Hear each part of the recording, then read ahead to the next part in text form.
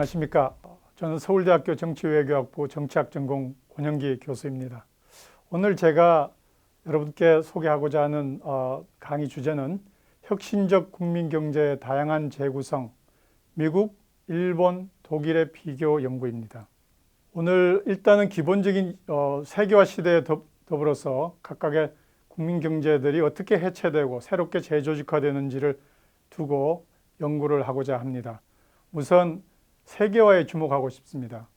단순히 자본의 이동뿐만 아니라 지금 현재 세계화는 각국의 기업들이 전 세계적으로 최적의 부품이나 또는 최적의 기술, 최저의 임금을 가장 잘 최적으로 조합하는 과정에서 진행하다 보니까 그렇게 하기 위해서 전 세계적 국경을 넘어서 생산의 네트워크를 구축하고 있습니다. 이러한 과정의 문제는 뭐냐면 기존의 일국체제의 국민경제 생산체제를 해체한다는 것입니다. 예를 들면 삼성이 과거 같으면 해외에 수출을 해서 벌어온 돈은 그것에 납품을 했던 부품업체나 또는 각각의 노동자들에게 임금으로 돌아가서 각각의 부가 확산됩니다. 그리고 우리나라에서 진행되는 여러 가지의 기술이나 이것들이 삼성을 통해서 수출이 가능했던 것입니다. 그러나 이제 삼성은 단순히 전 세계적으로 각각의 일본의 디지털 기술, 그 다음에 이탈리아의 디자인 기술, 이런 것들을 각각, 그 다음에 중국의 싼 임금, 이런 것들을 결합해서 가장 최적으로 만들어야 되기 때문에 굳이 우리나라의 부품이나 우리나라의 노동력이나 우리나라의 기술을 꼭 사용하지는 않게 된다는 것입니다. 이것은 기존의 그런 일국체제의 생산체제를 해체함에 따라서 기업의 이익과 국민경제 전체의 이익 간에 심각한 긴장이 발생합니다. 예를 들면 과거에는 미국의 GM이라는 자동차 회사의 이익이 곧 미국의 이익이다, 이렇게 이해가 되었습니다. 그러나 오바마 행정부 때 GM이 파산했을 때 의회에서 지원을 하는 것을 주저했습니다. 왜냐하면 GM이 다시 살기 위해서 지원을 해주는 경우 그 돈을 받아서 중국에 투자해야 되고, 그러면서 실질적으로 미국의 곧장 얼마나 이익인가. 반대로 미국에 와 있는 토요타 기업이 오히려 미국의 노동자들에게 임금을 주면서 일을 시키기 때문에 오히려 토요타가 미국의 이익에 더 부합하지 않느냐라는 것입니다. 그래서 가장 일찍이 노동부 장관이라고 할 수 있는 로버트 라이시라는 사람은 미국 경제에서 도대체 기업의 국적이 무슨 의미가 있느냐라고 의문을 제기할 정도로 그만큼 현재 기업의 자기 이익의 추구와 국민 경제 전체 이익 간의 심각한 긴장과 갈등이 있다는 것은 새로운 현상입니다. 이런 현상에서 과연 각각의 기업들이 잘 살 수 있는 것과 잘 살기 위해서 생산 네트워크를 만드는 것과 국민 경제는 과연 양립할 수 있는가라는 질문이 심각하게 제기되고 있습니다. 유사하게 오늘 제가 심각하게 제기하고 싶은 바는 어느 나라나 유사한 이런 기업들의 생산 세계화가 진행되고 있습니다. 그럼에도 불구하고 왜 어떤 나라는 혁신적인 국민 경제를 다시 재수립하는 데 성공하고 다른 나라는 그렇지 못한가라는 것입니다. 이에 대해서 대안들이 몇 가지 제시되고 있습니다. 첫 번째로는 가장 전통적으로 민족주의적인 비관론이라고 할 수 있습니다. 그것은 생산 세계화로 인해서 국내 산업이 공동화되는 것을 우려해서 기업이 해외로 나가는 것을 막고자 하는 것입니다. 이것은 사실은 뒤에서 이야기하겠지만 더 이상 유효하지가 않습니다. 기업들이 어느 정도는 살아야지 삼성이 나가는 것을 막는다? 그건 불가합니다. 두 번째로 신자유주의적인 낙관론이 있습니다. 가만히 놔둬라. 그러면 비교 우위에 따라서 각각의 자기들이 하다 보면 우리나라에게 비교 우위로 좋아질 것이다 라는 것입니다. 그러나 단순한 이것은 지나친 낙관론일 수 있습니다. 그것은 뭐냐면 이들은 단순히 생산의 가치, 단순히 우리가 뭐를 생산하는 것은 중요하지 않습니다. 다만 우리가 수출을 해서 얼마를 벌어오느냐라는 양적 측면만 중요시 여깁니다. 미국의 유명한 학계 논쟁 중에 하나가 포테이토 칩이냐 마이크로 칩이냐.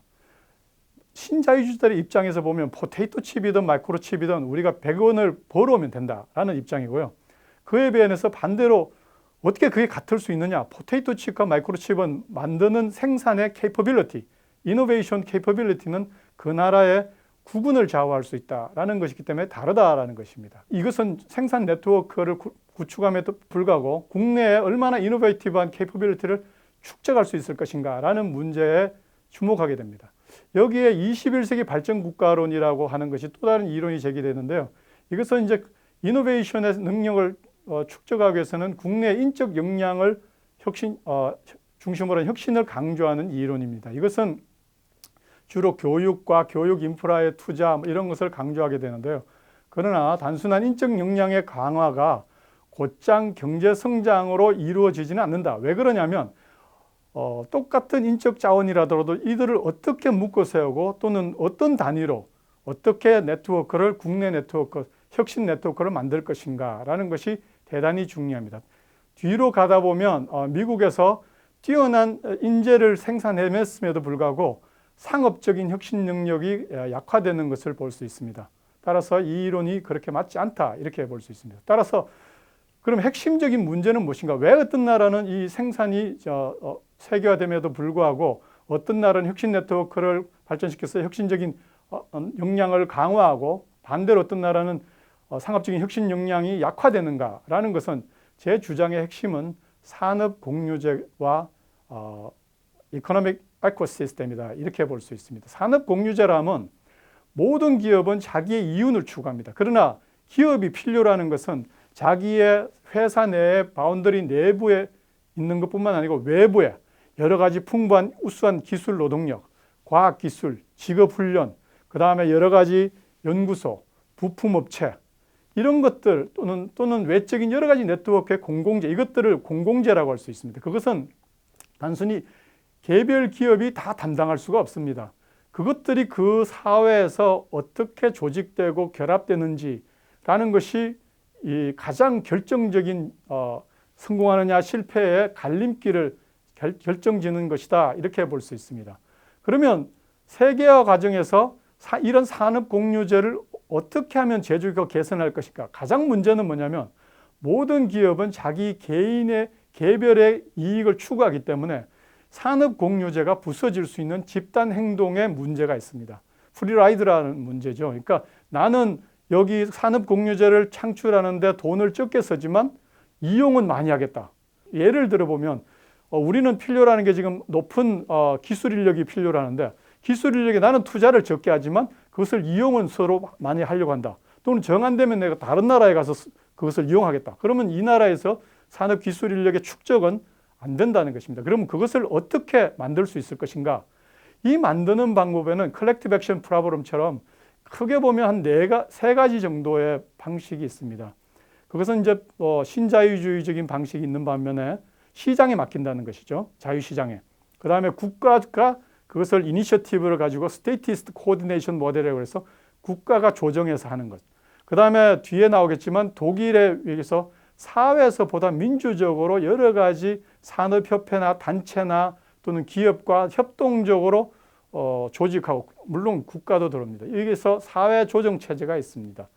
자, 여기서 크게 지금 나누었듯이 이렇게 나눌 수 있는데 이제부터는 보다 한 나라를 사례를 들어가면서 차분히 각 나라의 대응 방식을 보도록 하겠습니다. 일단 이 그래프를 간단히 보면 독일과 미국의 그 기계산업과 자동차 산업인데 이거는 해외 직접 투자, 세계화가 진행되는 거 다른 나라에 투자를 한다는 것을 유사하게 보여줍니다. 어쩌면 독일이 더 많이 투자를 하고 있다는 걸 볼 수 있죠.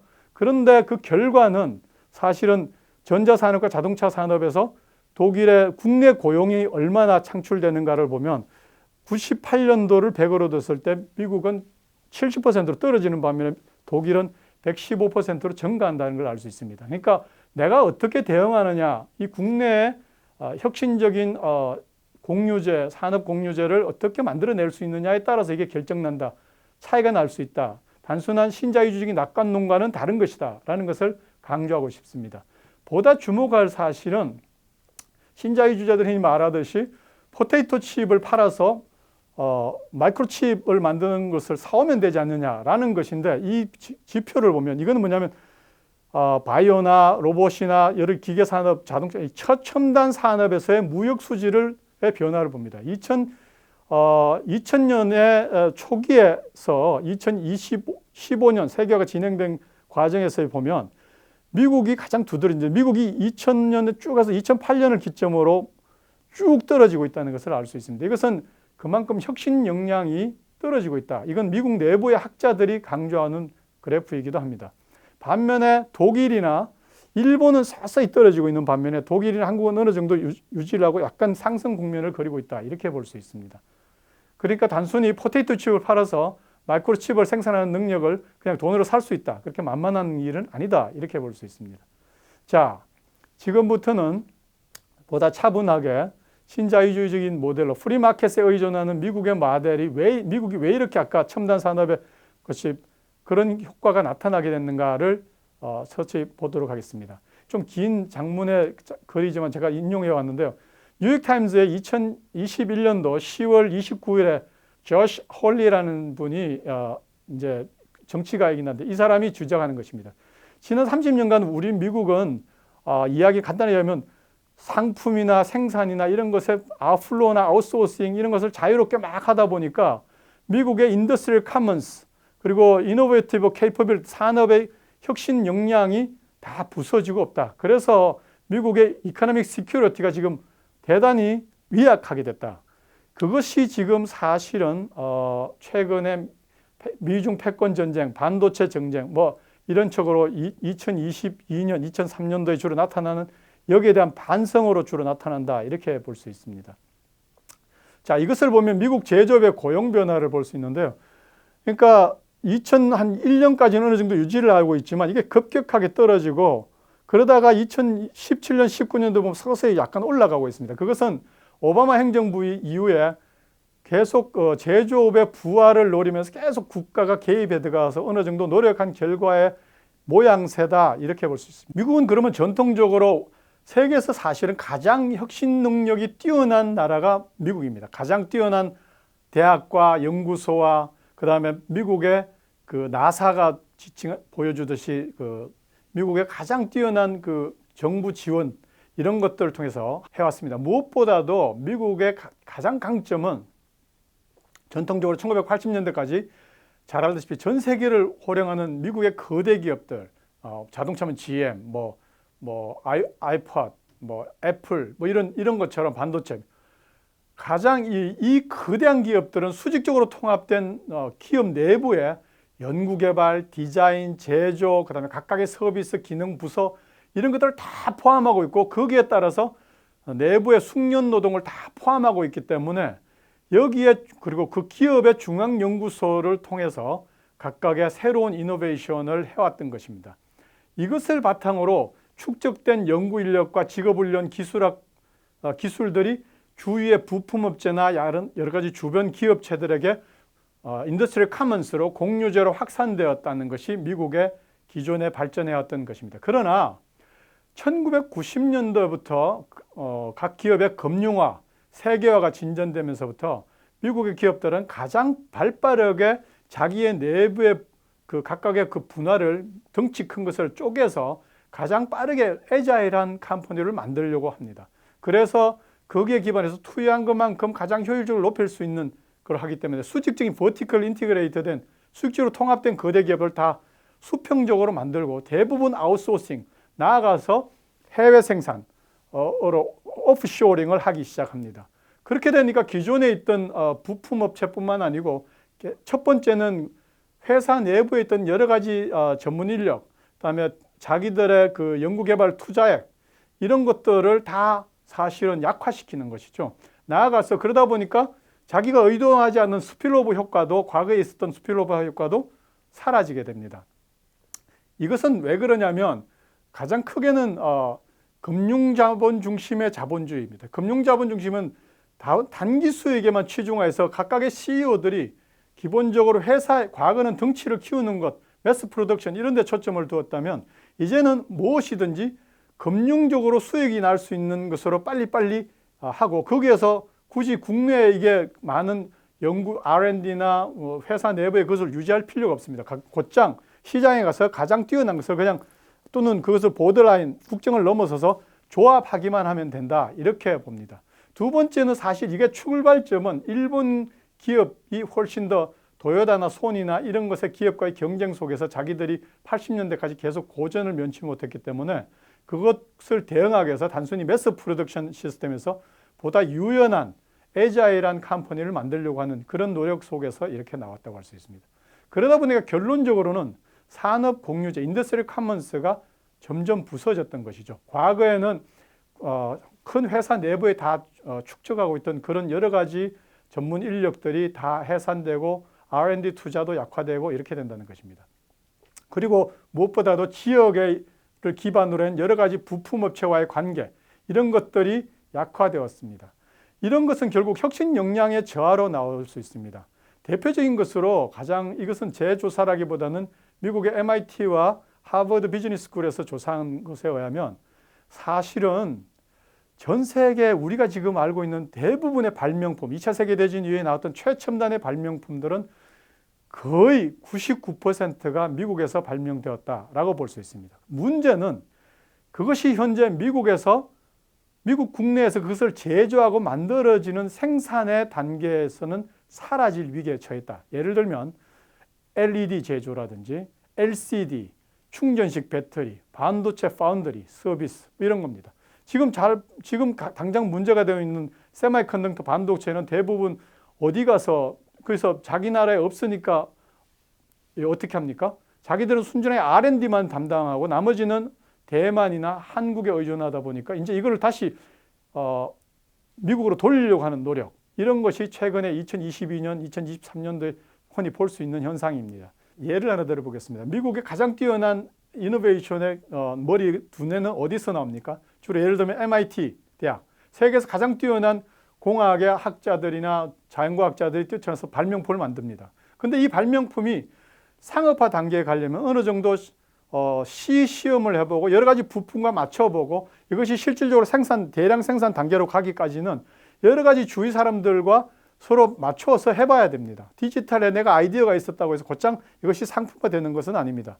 그런데 문제는 뭐냐면 그것을 기존에 만들어왔던 상업 단계까지 있었던 여러 가지 부품업체나 또는 실험을 해보는 여러 가지 단계의 기업들이 일단 1차적으로 대기업이 먼저 여러 가지 하면서 동아시아나 일본이나 이런 거로 나갑니다. 중국이나.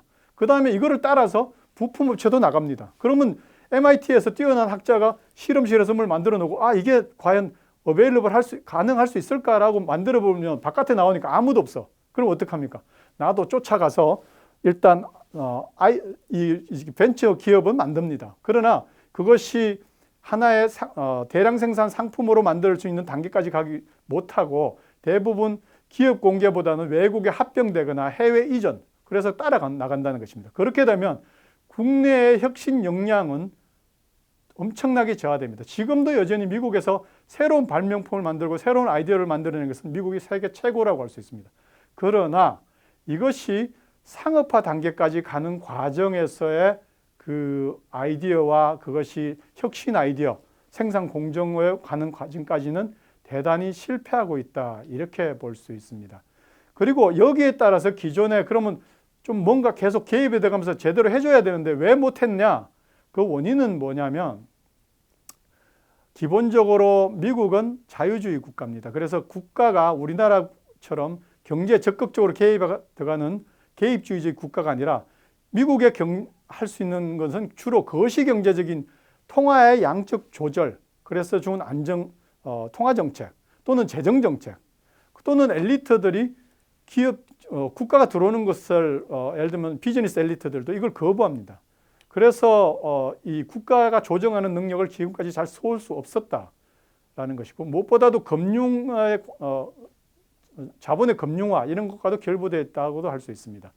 그런데 이것이 아까도 처음에 말드렸듯이 2008년부터 끊임없이 MIT나 하버드에서 우리나라가 지금 큰일 났다.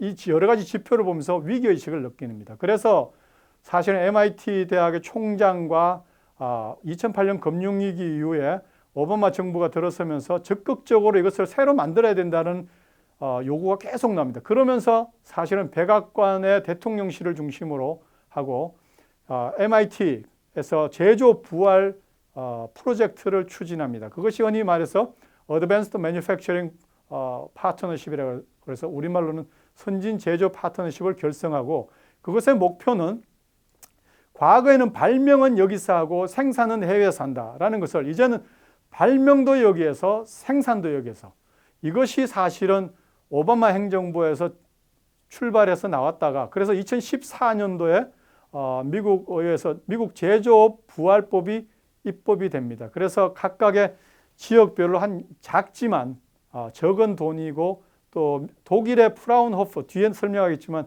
을 모델로 해서 제조업 연구기관을 만들고 이것이 이제 지원을 하는데 아직도 많이 부족합니다. 그럼에도 불구하고 어느 정도 아까 보다시피 지금까지 트럼프 정부를 이어서 바이든도 이 정부의 기본 기조는 그대로 끌고 간다라고 할 수 있습니다. 더더구나 최근에 와서는 리쇼링, 다시 해외 나갔던 기업들을 여러 가지로 끌어들이고 국내로 끌어들이려고 하는 그런 무역의 분쟁과 무역의 그 개입을 통해서 보다 강화하려고 하는 노력이 보이고 있습니다. 이것이 그러니까 미국의 기존의 신자유주의적인 자유시장에 기반한 조정이 실패하면서 어느 정도 국가가 적극적으로 개입하는데 개입의 방식도 우리나라나 독일이나 일본과 개입 방식이 다르다라는 걸 알 수 있습니다.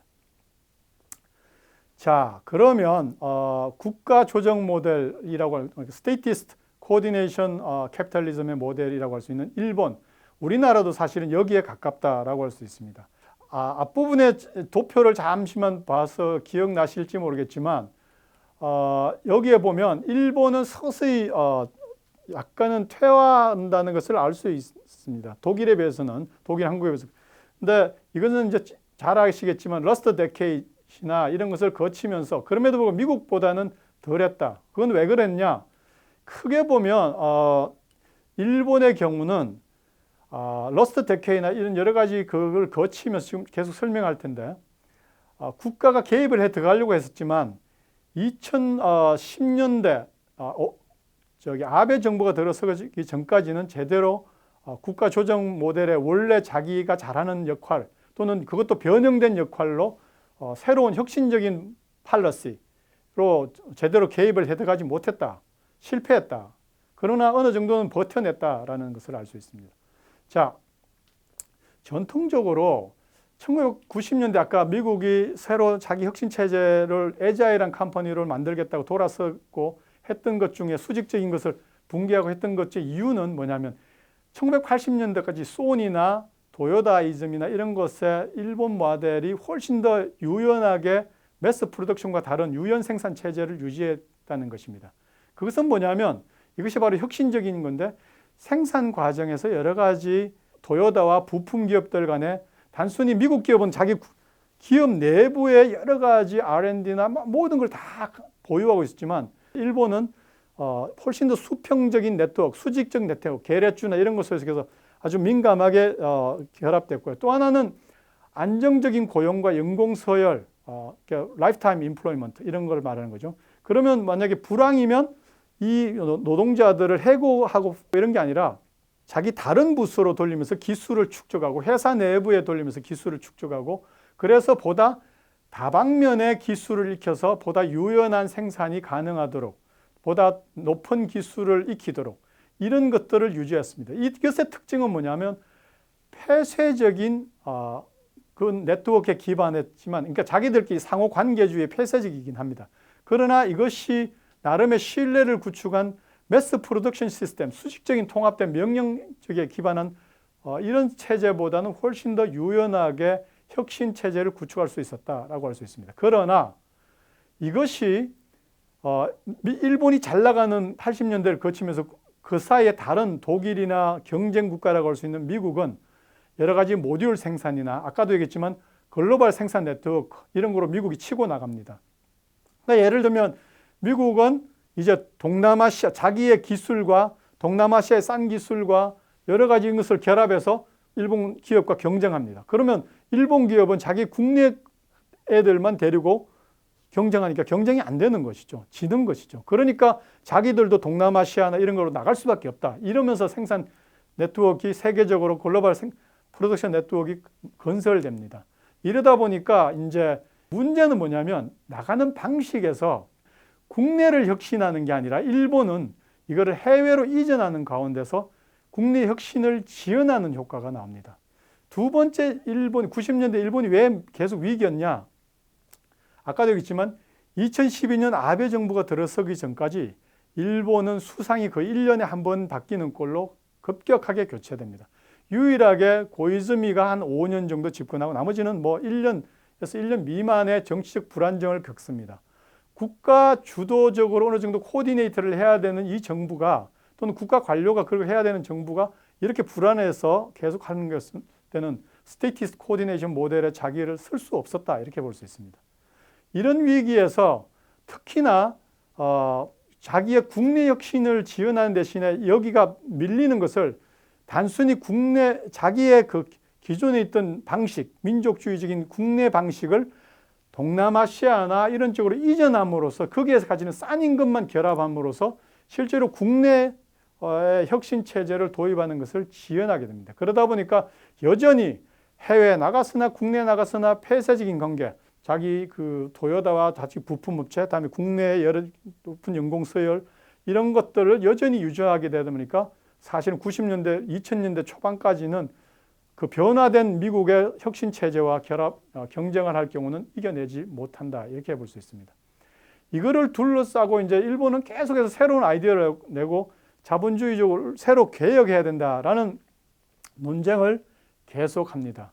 그래서 크게 보면 큰 2라운드라고 할 수 있는데 1라운드는 한 1995년부터 2005년까지 고이즈미 총리가 집권하는 시기를 마지막으로 이 시기는 주로 일본 내부에서 기존의 발전주의 국가 모델이라고 할 수 있는 국가 개입주의적인 그런 것을 비판하고 철저하게 미국식 자유시장 체제로 가야 된다라는 미국식 신자유주의 세력을 모델을 주장하는 세력들이 득세합니다. 그래서 경단련과 다른 새로운 도유가의 일본 기업인 협회가 중심으로 이제 이루어지고 이들은 주로 미국처럼 주주 자본주의, 일본은 원래 은행 중심으로 롱텀하게 인베스트먼트 투자를 하고 그렇게 가는 건데 점점 미국식으로 단기간의 주주 자본주의 모델로 가자라는 것이 이들의 주장입니다. 그러나 이들은 고이즈미 총리와 같이 운명을 같이 해서 거의 그 이후에는 거의 뭐 검찰의 조사를 받는다는 등 이런 반대쪽 기존의 조정 자본주의를 강조하는 전통 그룹이라고 할 수 있는 국가 관료, 경단련, 보수 정치인, 은행가 중심 이런 사람들의 반격에 의해서 2006년 이후 아베 총리 집권기까지 이들의 반격이라고 할 수 있습니다. 이들은 쉐어홀더 캐피탈리즘으로 주로 전형적인 이해관계자 모델을 지속한다 이렇게 할 수 있습니다. 그러나 또 하나 주목할 사실은 2라운드에 이 사람들이 그러면 주장하는 것이 과거의 국가조정 모델, 우리로 치면 예를 들면 똑같은 국가조정 모델이라도 박정희식 국가조정 모델을 주장하는 것인가? 그렇지 않다. 이들이 주장하는 것은 뒤에 보겠지만 훨씬 더 다른 것이다 라는 걸 알 수 있습니다. 여기에 보면 개혁의 방향을 보면 이들은 이제 2006년 이후 특히나 고이즈미 총리 이후에 이제 가시화되어 나오는 건데 주로 이제 후반기에 기존의 폐쇄적인 유연 생산 체제에서 보다 개방적인 네트워크 체제로 갑니다. 그래서 기존에는 훨씬 더 일본도 대기업 도요다 같으면 도요다 기업 내부에 R&D 연구소가 있고 이것이 중심이 있고 대학은 상아탑처럼 저희 기업과 별개로 갔었습니다. 그러나 2012년 아베 총리 집권기에 보면 대학과 산학협력을 강력하게 추진하고 더더구나 미국의 벤처 이것을 적극적으로 받아들이면서 원래는 일본의 벤처 기업이 잘 수립되지 않았습니다. 왜냐하면 은행 중심으로 안정적인 투자를 가능했기 한데 초점을 맞췄기 때문입니다. 그러나 국가 주도에 먼저 선도적으로 이걸 치고 나가면서 벤처와 대학, 연구기관 간의 혁신 생태계를 조성합니다. 그래서 더더구나 주목할 것은 이것이 이제 왜 국가 주도냐? 다음에 보겠지만 미국식 국가 개입과는 다른 지점이 바로 여기 있습니다. 그건 뭐냐면 미국은 주로 이렇게 보다 제너럴한 순수 과학에 초점을 맞추는 것이면 나사 이런 것처럼 이게 자유주의적인 원리인데 모든 기업이 시장의 행위자들이 이용하는 누구는 이용하고 누구는 이용하지 못하는 이런 게 아니고 이용할 수 있는 일반적인 것을 지원하는 것이라면 일본이나 한국 같은 경우는 전략적인 산업, 우리 예를 들어 박정희 때 같으면 중화학공업에 집중, 경공업은 무시 이런 것처럼 이끌어 나갈 수 있는 성장 동력이 될 수 있는 중요 산업에 집중합니다. 투자에 집중, 로봇공학, 바이오, 첨단 센서 이런 최첨단에 집중하고 이것들이 끌어 나갈 수 있도록 이니셔티브를 장악한다. 이러는 와중에 이제 대기업에 바꾸면서 일본의 대기업의 인식들도 바뀌고 적극적으로 이것들을 이용해야 된다. 더더구나 주목할 것은 대학이 바뀝니다. 대학이 총장 산하에 특히나 유수 대학들, 우리 서울대학교 같은 경우와 마찬가지로 일본의 도쿄대학이나 이런 대학에서 총장 직할래 이노베이션 총괄 센터를 두고 자기 학내 벤처뿐만 아니고 이것이 기업과 대학 간의 조직 대 조직. 과거 같으면 뛰어난 대학 교수가 개인적으로 무슨 프로젝트를 따오고 이랬지만 이제는 점점 이 조직 대 조직으로 연결하는 것, 이런 것들이 강해집니다. 이러는 과정의 성과는 사실은 최근에 두드러지게 나타난다고 할 수 있습니다. 무엇보다 주목할 것은 벤처기업이 엄청나게 증가했고요.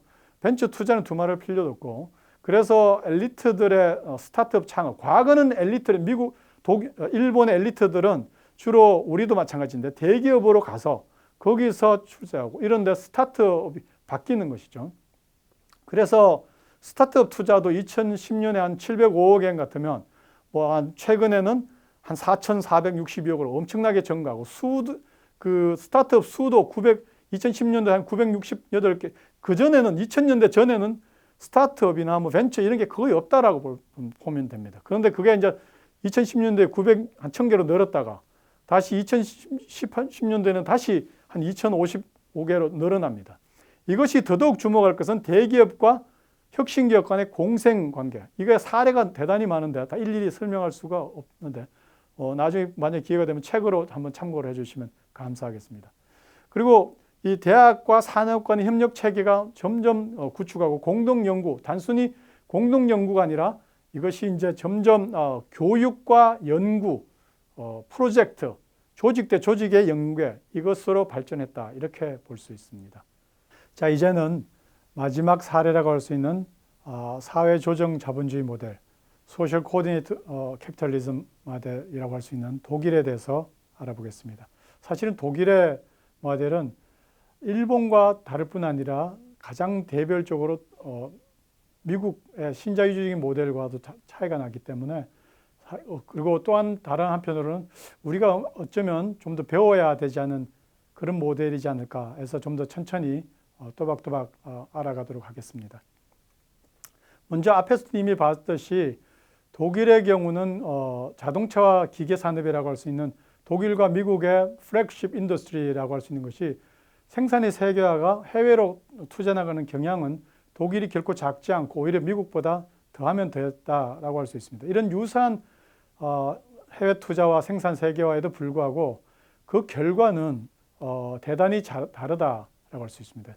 앞에서 보았지만 일단 국내 고용의 효과로 보면 자동차 전자산업에서 98년도가 100이라고 건다면 독일은 2000년대 중후반에 가면 또 여전히 더 상승된 115. 이거는 사실은 자동차나 전자가 국내에 가만히 놔둬도 공동화되는 게 아니냐라는 것에 우려가 있지만 사실은 그에 덧붙여서 세계화에도 불구하고 더 많이 그것을 강하게 지탱하고 있다라는 걸 알 수 있습니다. 반대로 미국의 경우는 98년도가 100이라면 국내 고용이 2008년도에 되면 거의 70% 정도 수준으로 떨어집니다. 더더구나 앞에서도 이야기했듯이 하이텍의 무역 수지를 본다면 독일은 계속해서 어느 정도 지탱함과 상승하는 것을 볼 수 있는데 반해서 그만큼 독일은 이노베이티브 캐퍼빌리티를 계속 유지하고 갔다. 생산 세계화에도 불구하고 라는 걸 알 수 있고, 반대로 미국의 경우는 2015년도 되면 뚝 떨어진다라고 할 수 있습니다. 왜 이런 현상이 발생했을까요? 독일과 미국은 유사하게 생산 세계에도 불구하고 독일은 여전히 국내 생산과 혁신 역량을 강화했다라고 할 수 있는데 왜 그런가? 그 이유는 뒤에서 설명하겠지만 미국은 자본이 중심이 되어서 주주 중심의 자본이 자기들의 일방적으로 이것을 산업의 생산에 재조직화를 했던 반면에 독일의 경우는 산업협회와 정부와 지방 정부와 그다음에 노조와 여러 가지 연구소 단체들이 지역 단체들이 함께 이것을 어떻게 하면 생산 세계화를 만들어가는 과정을 만들어가고 보다 나은 것으로 할 수 있을까라는 사회적인 조정을 끊임없이 해왔다라는 것을 이야기할 수 있습니다. 사회적 조정이라면 단순히 갈등이 부재한 아주 평이한 이야기였다라는 것 같은데 그것과는 사실은 정반대입니다. 엄청난 투쟁과 갈등이 있었지만 그것이 자본의 일방적인 조정은 아니었고 그에 비해서 사회적으로 조정이 가능했기 때문에 이런 결과가 나왔다 이렇게 볼 수 있습니다. 자, 이제 보다 구체적으로 들어가 보겠습니다. 그러면 일단은 독일이 어떻게 생산을 세계화했으니까 이런 식으로 결과가 나왔냐라고 본다면 독일은 생산 세계화에도 불구하고 자기 홈랜드, 본국에서의 관리 체제와 혁신 역량이 중심이 되어야 된다는 것을 끊임없이 사회적 조정을 통해서 확인을 하고 강화시켜 왔습니다. 그래서 해외 생산과 해외 R&D 투자에도 불구하고 국내의 조정 기능이나 혁신 능력 이런 것을 강화했습니다. 그래서 결국은 뭐냐면 핵심적인 연구 개발은 국내에서 그리고 해외 생산으로 나가더라도 국내의 여러 가지 인적 자원이나 물적 자원 네트워크를 충분히 이용하는 방식으로 했다라고 볼 수 있습니다. 그걸 보다 구체적으로 본다면 기본적으로 자동차 기계 산업에서 가장 첨단 산업이 되는 것, 고부가 가치가 되는 생산, 그리고 그것을 하기 위한 R&D, 그것은 또 하나는 전 지구적을 대상으로 하는 자기의 오리지널한 모델 R&D는 국내에서 연구 개발하고 생산해왔다라는 것입니다. 그래서 거기에 따라서 국내의 노동력의 인력이나 스킬, 그 다음에 고용의 유지는 계속 고부가 가치로 계속 업그레이드를 시켜왔다라는 것이고요. 이것이 과연 어떻게 가능했는가라고 하면 미국과 달리 독일의 경우는 금융자본의 일방적인 게 아니라 다양한 이해관계자, 협회나 이런 것, 노조나 이런 것의 협의를 통해서 본국과 해외 생산 간의 그 생산의 방식, R&D 방식을 조정해왔다라고 할 수 있습니다. 그래서 만약에 비교를 하면 미국의 경우는 대기업들이 예를 들면 부품업체, 자기 부품과 상관없이 기존의 부품 관계를 그냥 하루아침에 시장 관계로 한다면 당장 해외에서 아주 뛰어난 부품업체가 등장한다. 그러면 그 부품업체가 시장 관계로 새로운 관계를 맺고 기존 부품업체, 국내 부품 관계는 절연이 되는 겁니다. 반대로 독일의 경우는 기존의 그 관계를 대체하기보다는 훨씬 더 이들과 긴밀한 관계를 하면서 보다 다른 외국 부품업체를 끌어들여서 하는 그런 관계 속에서 기존의 부품업체와 원청기업, 새로운 모델의 개발과 그다음에 그것의 관리 유지, 업그레이드 또는 새로운 혁신을 위해서는 똑같은 어떤 부품이라더라도 리퍼퍼스라고 해서 다른 목적으로 살짝이 변형을 시킨다든지 이런 것들을 이용하는 것이 많다. 미국의 경우는 완전히 그라운드 제로로 새로운 실험실에서 만들어내는 것이라면 독일은 기존의 관계를 계속 변형시켜서 하는 전략을 취해왔다라고 볼 수 있습니다. 구체적으로 예를 들면 해외 생산 같은 경우 중국의 사례를 든다면 독일의 기업들이 먼저 메르세데스나 또는 이런 기업들, BMW는 나가서 생산하면 부품업체를 같이 따라가고 그래서 국내에서와 유사한 하이 스킬, 하이 클래스, 소피스티케이티드 프로덕션 클러스터, 고기술 생산 네트워크를 중국에서도 만듭니다. 중국뿐만 아니라 동남아시아도 만들고 이런 것들을 총괄해내는 새로운 R&D 그는 어디서 나오느냐? 독일에서 나온다. 그거를 독일에서도 이걸 만듦과 동시에 똑같이 업그레이드를 시켜줬다. 그래야서만이 고품질 생산 클러스터를 추구하게 되고 그 국내의 생산 역량도 고취시킬 수 있었다. 그런데 이건 단순한 문제는 아닙니다. 하고 싶다고 될 문제가 아니다 이 말이죠. 그러면 과연 독일은 어떻게 이게 가능했는가라는 과정을 지금부터 좀 더 살펴보도록 하겠습니다. 먼저 그 과정을 살펴보기 전에 독일이 기본적으로 1990년대 이전 독일의 기존 생산 체제는 사실은 미국의 그 매스 프로덕션 시스템, 대량 생산 체제와는 좀 다른 체제였습니다. 그것은 뭐냐면 우리가 알다시피 여전히 품종은 많은데 대량 생산 체제와 다른 게 대량 생산 체제는 단순 소량 품종의 대량 생산 체제. 그래서 값을 떨어뜨리는 것, 이런 것이 전략이라면 독일은 메르세데스 이런 거와 연상시키듯이 여러 가지 품종을 다양하고 그럼에도 불구하고 고품질을 유지했다. 그건 왜 그렇게 가능했느냐? 한마디로 이야기하면 노조와 기업 고용주 단체 간에 서로 협력을 통한 관계를 통해서 만약에 불황이 온다 하더라도 이 노동자들을 해고하는 데 쉽게 하는 게 아니라 노조와 결합 속에서 높은 기술을 다시 기술의 훈련을 다시 하고 다음에 여길 작업을 다시 재배치해서 사실은 끊임없이 계속해서 노동자들의 스킬이 높은 스킬이 유지하도록, 그리고 그것을 하려면 어느 정도 노사관계에서 고용의 안정을 보장해 줘야 되고, 왜냐하면 고용의 안정을 만약에 보장해 주지 않으면 미국처럼 저로 높은 기술을 가진 사람들을 서로 다른 기업들이 뭐라고 그래 헤드헌팅 해 가버리는 거잖아요. 그러면 실질적으로 기술이 축적되는 것이 약화된다. 그러나 1990년대 금융화 독일도 겪습니다. 그런데 그러면서 이제 다품종 점점 기업들도 빨리 주주 가치를 실현시켜야 된다라는 것에 압박이 CEO들도 같이 갖게 되는 거죠. 그러다 보니까 우리가 이걸 빨리 이윤을 실현시키기 위해서는 우리가 다른 나라로 이전할 거야. 노조 너네들 좀 더 임금을 다운시켜 또는 더 유연하게 이렇게 하는 과정에서 생산의 세계가 노조가 약화되고 기업들과의 중앙집중적인 협상, 센트럴라이즈드 코디네이트 시스템이 붕괴되고 이탈하기도 하고 그 다음에 비정규직이 많이 등장하기도 합니다. 이것이 90년대 위기였다 할 수 있습니다. 그러나 결과적으로 이야기해보면 그럼에도 불구하고 독일의 조정자본주의는 미국식의 영미식의 신자유주의 자유시장 체제로 가지는 않았다. 그래서 훨씬 더 독일은 미국식으로 저임금 저비용 생산 전략이 아니라 고품질 고비용 하이 퀄리티 생산 체제로 갔다라고 할 수 있습니다. 그래서 예를 들면 2005년도에 독일은 약 1000개 품목 이상의 고품질의 상품을 전 세계적인 최고의 상품을 만들어낼 수 있는 역량을 갖출 수 있었다라는 것은 끊임없이 아까도 얘기했지만 노동자들의 좌합의 변화를 업그레이드를 시켜줬고 또 한편으로는 단순히 미국처럼 새로운 발명품을 만들어서 새로 쫙 이렇게 만들어가는 게 아니라 기존에 있는 관계를 끊임없이 계속 변형을 시켜가면서 그 속에 혁신을 추격해갔다라는 것입니다.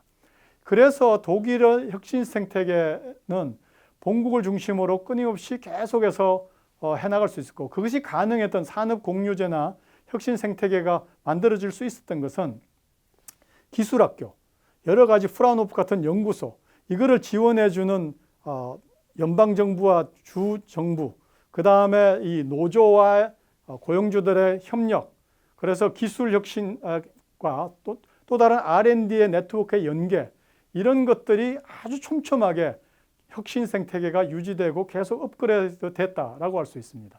보다 구체적으로 보겠습니다. 먼저 이걸 만들어가는 과정에서 국가의 역할이 없었던 것이 아니다라고 할 수 있습니다. 그런데 아까 앞에서 말씀드린 미국의 국가 역할과 동아시아, 일본의 국가 역할과 독일의 국가 역할이 다릅니다. 미국은 아까 처음에도 얘기했지만 나사처럼 모든 시장 행위자들이 이용할 수 있는 순수한 그런 연구, pure application science가 아니라 순수 연구를 통해서 모든 것들이 이용할 수 있도록 합니다. 그렇게 되면 단순히 이 특별한 전략적인 그런 것들이 아니라 훨씬 상업화되는데 약점을 가지고 있다 이렇게 볼 수 있습니다. 반대로 이제 동아시아 발전주의 국가는 한국이나 일본처럼 선별적이고 전략적으로 이렇게 산업 정책을 국가가 개입해 들어간다 이렇게 볼 수 있습니다. 독일은 이런 면에서는 미국과 유사합니다. 대단히 수평적인 산업 정책을 하는데 보다 산업 생태계, 애플리케이션 사이언스로 보다 산업 생태계에 초점을 맞추었다.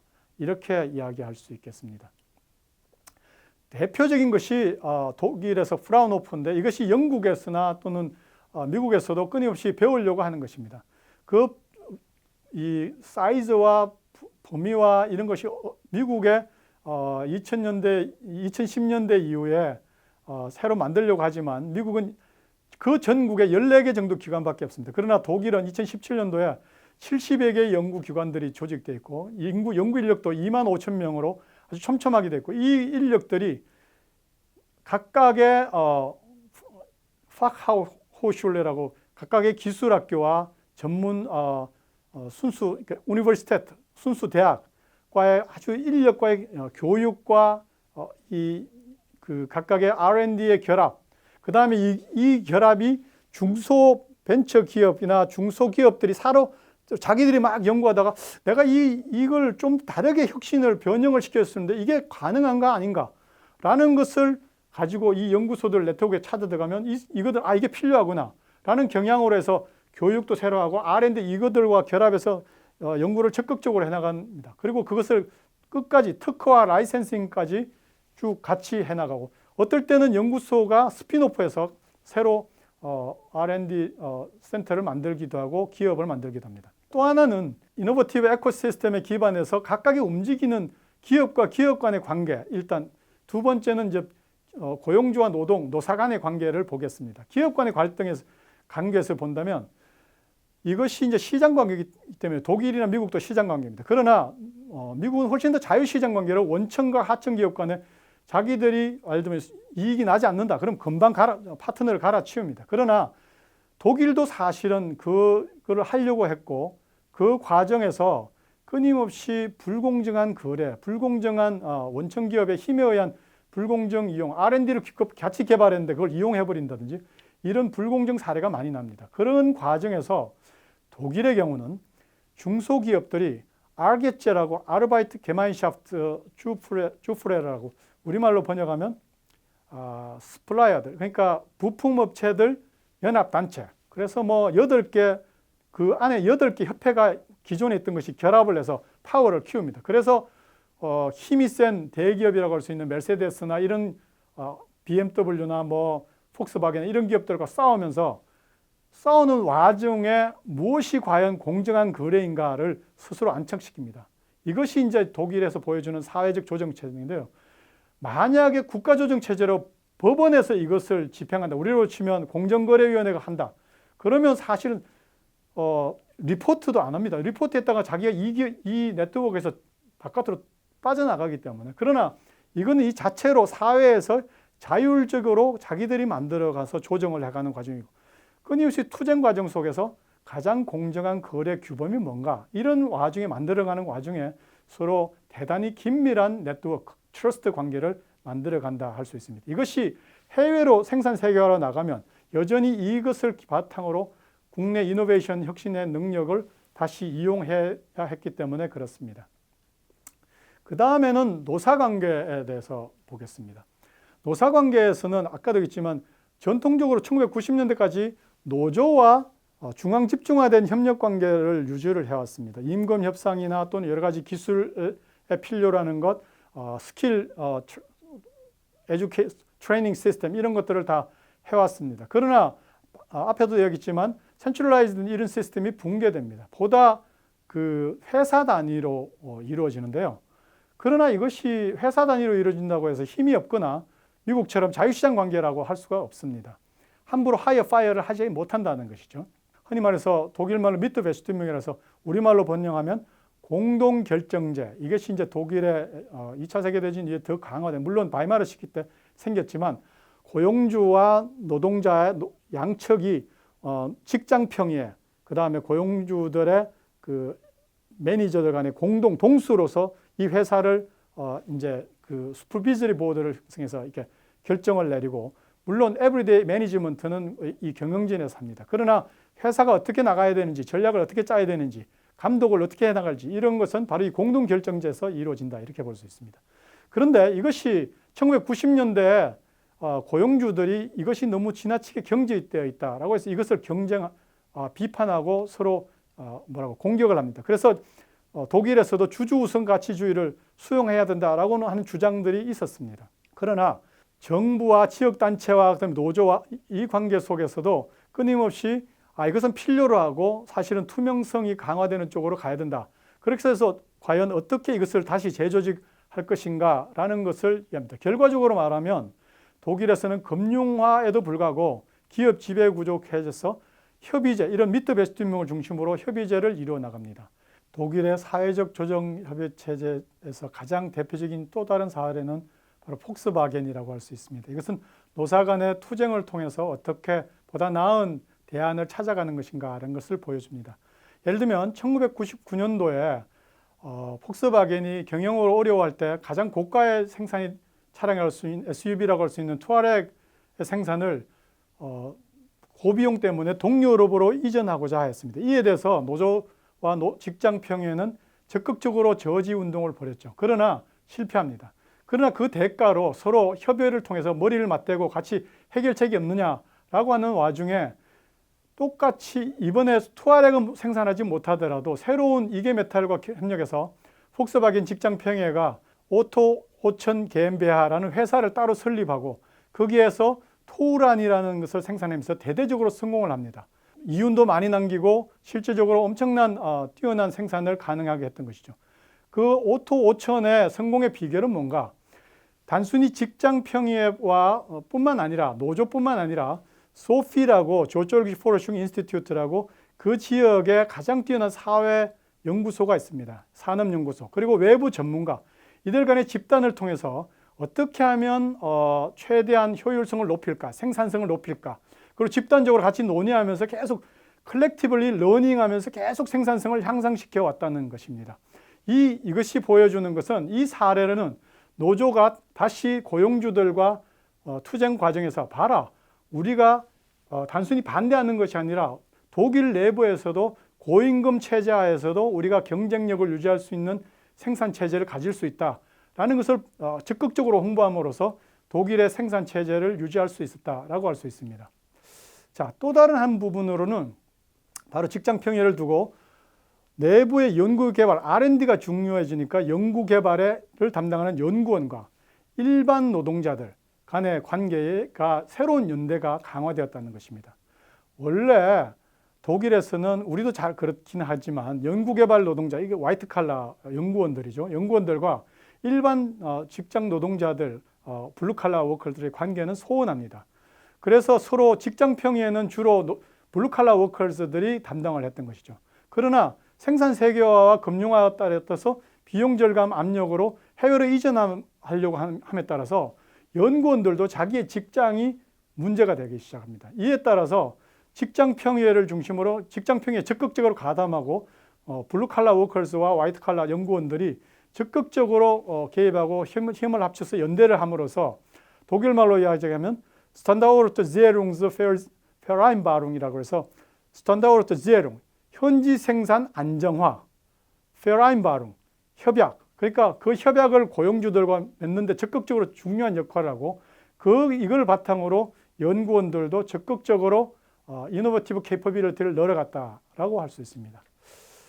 자, 이상 세 가지 사례를 모두 마치고 간략하게 말씀을 드리면 지금 코로나 시기로 약간의 프랙션이 가능하지만 결코 다시 일국적인 생산체제, 과거와 같은 일국적인 생산체제, 일국 내 노동자만 이용하고 일국 내 그 부품업체만 이용하는 이런 일국적인 생산체제로는 돌아갈 수 없습니다. 왜냐하면 글로벌 생산 네트워크가 더 많이 효율적이기 때문입니다. 그러면 피할 수 없는 글로벌 생산 네트워크 하에서 어떻게 하면 보다 국민 경제에 이익이 될 수 있는 보다 이노베이티브한 내셔널 이코노미를 만들어낼 수 있을 것인가? 결론적으로 말하자면 국내에 각각의 컬렉티브 액션 프로그램을 해결하고 산업 인더스트리얼 커먼스, 국내 산업 생산 체제의 생태계를 조성하고 산업의 공유제를 축적하는 것. 산업의 공유제는 다른 이야기를 하면 각각의 여러 가지 기업들과 부품업체들의 네트워크, 그 다음에 연구소,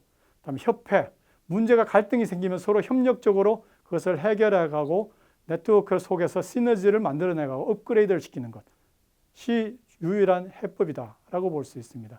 그리고 이것은 앞에서 말했듯이 이거는 해결하는 방법에는 자유시장 체제는 그렇게 썩 좋은 건 아니다. 디센트럴라이즈 될 필요는 있으나 그것에 코디네이트하는 적극적으로 민주적인 그런 논의가 필요하다. 그 대표적인 것이 독일이다. 어쩌면 독일이 그 해답을 우리에게 곧장 이식할 수는 없을지 모르나 참고로 해야 되는 중요한 모델이지 않을까라는 것입니다. 자, 오늘 강의 모두 여기에서 마치도록 하겠습니다. 감사합니다.